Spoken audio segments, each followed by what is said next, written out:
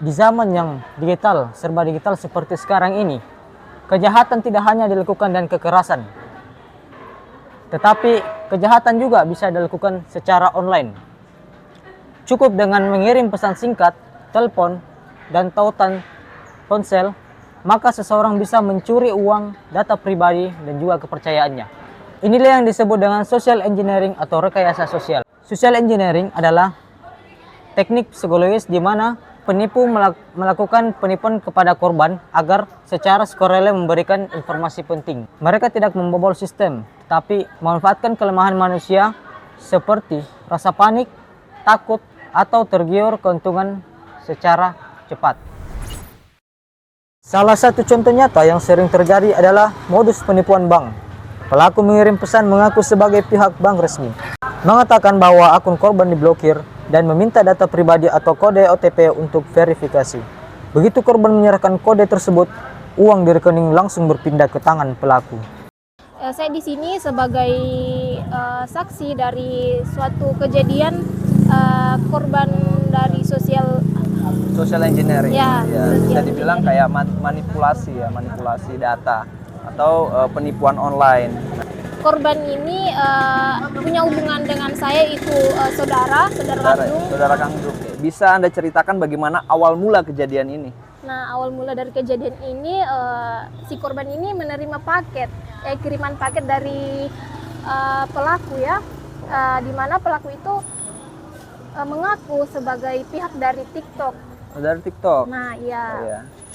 Karena banyak juga untuk meyakinkan korban ini dari pihak bank, kemudian dari aplikasi WhatsApp juga, terkadang ada kiriman undangan dan sebagainya. Dari TikTok ya ternyata paketnya ya? Iya, dari TikTok. Mengakunya sih dari TikTok ya. Ya. Kapan mulai sadar kalau itu penipuan? Pada saat sudah terjadi dana sebesar disebut. Ya, boleh.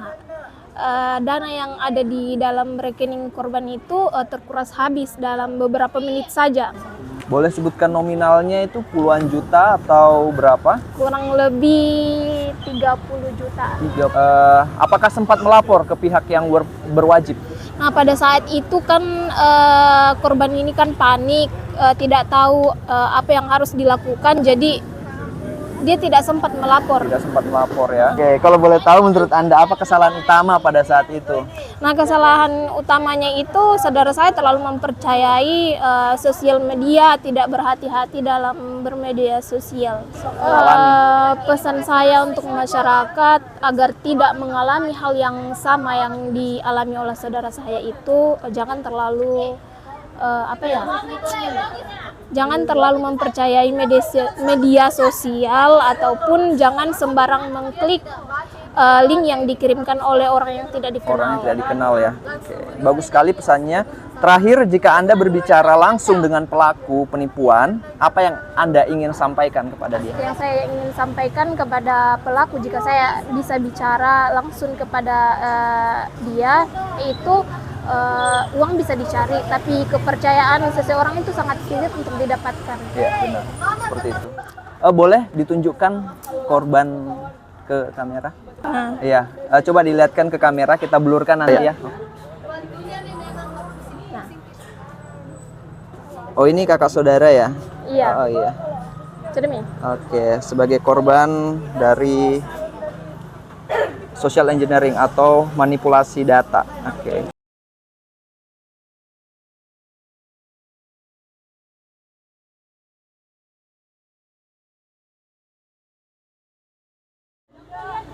Kita harus jangan mudah langsung percaya pada pesan yang mencurigakan.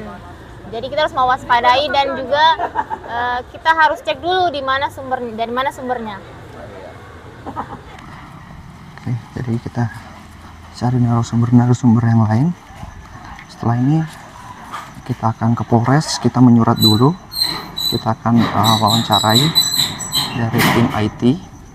Kita akan wawancara tentang kejahatan online atau penipuan online atau lebih dikenal dengan social engineering.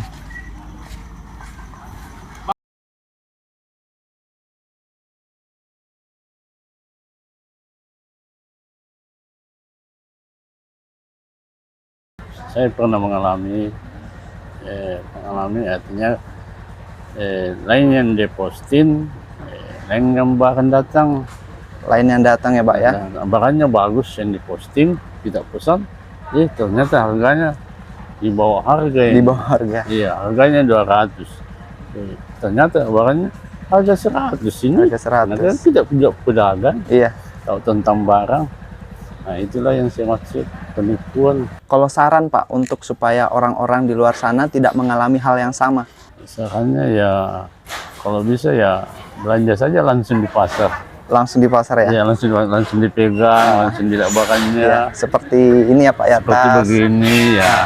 Langsung itu sudah banyak terjadi itu, pernah di Facebook juga satu kali.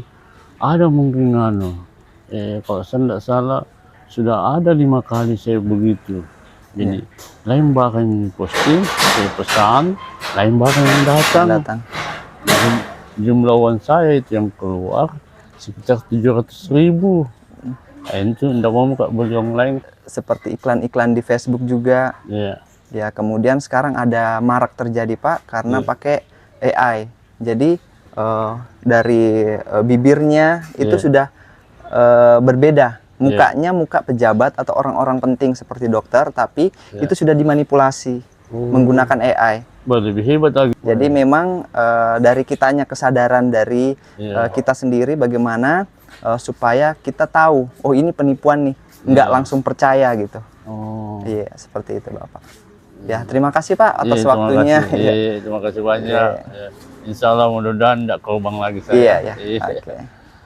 Karena itu dapat menghimbau data-data warga tidak bocor, terhindar dari hal-hal yang negatif, penipuan. Bagaimana peran aparat keamanan seperti polisi atau instansi terkait sudah maksimal atau belum menurut Sophia? Saya rasa belum maksimal ya.